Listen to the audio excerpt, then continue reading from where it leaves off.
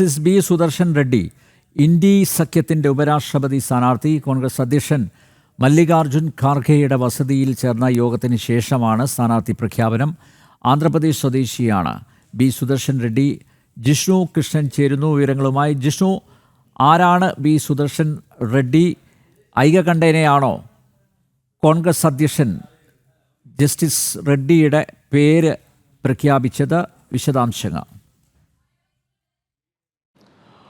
അൽനബിയ, supreme കോടതി മുൻ judge B Sudarshan റെഡ്ഡിയാണ് ഇപ്പോൾ പ്രതിപക്ഷം ഉപരാഷ്ട്രപതി സ്ഥാനാർത്ഥിയായി തെരഞ്ഞെടുത്തിട്ടുള്ളത്. ഇന്നലെയും ഇന്നുമായി പ്രതിപക്ഷ നേതാക്കളുടെ യോഗം ചേർന്നിരുന്നു. അതിനൊടുവിലാണ് ഇപ്പോൾ കോൺഗ്രസ് അധ്യക്ഷൻ മല്ലികാർജുൻ ഖാർഗെ ഉപരാഷ്ട്രപതി സ്ഥാനാർത്ഥിയെ പ്രഖ്യാപിച്ചത്. കോൺഗ്രസ് മുൻപോട്ട് വെച്ചിരുന്ന ഒരു ആവശ്യം തമിഴ്നാട്ടിൽ നിന്നോ ബീഹാറിൽ നിന്നോ ഒരു സ്ഥാനാർത്ഥിയെ ഉപരാഷ്ട്രപതി സ്ഥാനത്തേക്ക് കൊണ്ടുവരണം, ആ സ്ഥാനാർത്ഥിയെ കൊണ്ടുവരണമെന്നൊരു ആവശ്യം കോൺഗ്രസ് മുൻപോട്ട് വെച്ചിരുന്നു. പക്ഷേ മറ്റ് പാർട്ടികളുമായുള്ള കൂടിയാലോചനകൾ, അവരുടെ അതിനൊടുവിലാണിപ്പോൾ ആന്ധ്രാപ്രദേശ് സ്വദേശിയും മുൻ സുപ്രീം കോടതി ജഡ്ജിയുമായിട്ടുള്ള ബി സുദർശൻ റെഡ്ഡിയിലേക്ക് പ്രതിപക്ഷം എത്തിയിട്ടുള്ളത്. അഭിഭാഷകനായി തുടങ്ങുന്നു. പിന്നീട് ഗുവാഹത്തി ഹൈക്കോടതിയുടെ ജസ്റ്റിസ് ആയിരുന്നു.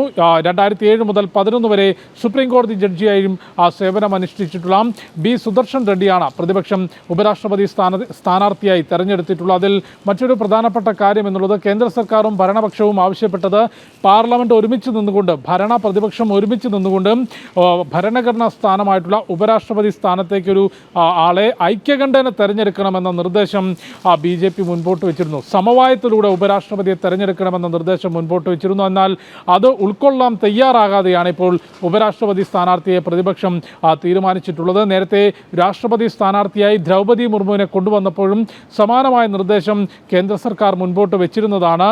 രാഷ്ട്രപതി എന്ന ഭരണഘടനാ സ്ഥാനത്തേക്ക് സമവായത്തിലൂടെ ഏകകണ്ഠമായി തെരഞ്ഞെടുക്കണമെന്ന് മുൻപോട്ട് വെച്ചെങ്കിലും അവിടെയും പ്രതിപക്ഷം സ്ഥാനാർത്ഥിയെ നിർത്തിയിരുന്നു. ഏതായാലും ഇപ്പോൾ പ്രതിപക്ഷം സ്ഥാനാർത്ഥിയെ പ്രഖ്യാപിച്ചിട്ടുണ്ട്. NDA കഴിഞ്ഞ ദിവസം തന്നെ NDAയുടെ സ്ഥാനാർത്ഥിയായി CP രാധാകൃഷ്ണനെ, നിലവിൽ മഹാരാഷ്ട്ര ഗവർണറായിട്ടുള്ള CP രാധാകൃഷ്ണനെ പ്രഖ്യാപിച്ചിരുന്നു. 21-ാം തീയതിയാണ് നാമനിർദ്ദേശ പത്രിക നൽകാനുള്ള അവസാന തീയതി. 25-ന് നാമനിർദ്ദേശം പിൻവലിക്കാനുള്ള അവസാന തീയതിയുണ്ട്. അടുത്ത മാസം 9-നാണ് ഉപരാഷ്ട്രപതി തെരഞ്ഞെടുപ്പ് നടക്കുക. രാവിലെ 10 മുതൽ 5 വരെ വോട്ടെടുപ്പ് നടക്കും. ലോക്സഭയിലെയും രാജ്യസഭയിലെയും മുഴുവൻ അംഗങ്ങൾക്കും പങ്കെടുക്കാനാകും. വൈകിട്ട് 5 മണിക്ക് ഫലപ്രഖ്യാപനം ഉണ്ടാകും. നിലവിലെ സാഹചര്യത്തിൽ ലോക്സഭയിലെയും രാജ്യസഭയിലെയും അംഗങ്ങളുടെ എണ്ണം പരിശോധിക്കുമ്പോൾ NDA സഖ്യത്തിൻ്റെ സ്ഥാനാർത്ഥിയായിട്ടുള്ള CP രാധാകൃഷ്ണന് നിഷ്പ്രയാസം വിജയിച്ചു കയറാൻ സാധിക്കും എന്നുള്ളത് വസ്തുതയാണ്. അദ്ദേഹത്തിൻ്റെ നാമനിർദ്ദേശം 21-ാം തീയതിയായിരിക്കും ഉണ്ടാവുക എന്ന് BJP നേതൃത്വം അറിയിച്ചിട്ടുണ്ട്. അത് മുതിർന്ന കേന്ദ്രമന്ത്രിമാരും പാർട്ടി നേതാക്കന്മാരും NDA ഘടകകക്ഷി നേതാക്കളും ഒപ്പം NDAയുടെയും BJPയുടെയും രാജ്യത്തെ മുഴുവൻ മുഖ്യമന്ത്രിമാരും ഉപമുഖ്യമന്ത്രിമാരും എല്ലാം പങ്കെടുത്തുകൊണ്ടൊരു ശക്തിപ്രകടനമായിട്ടായിരിക്കും CP രാധാകൃഷ്ണന്റെ നാമനിർദ്ദേശ പത്രിക സമർപ്പിക്കുക.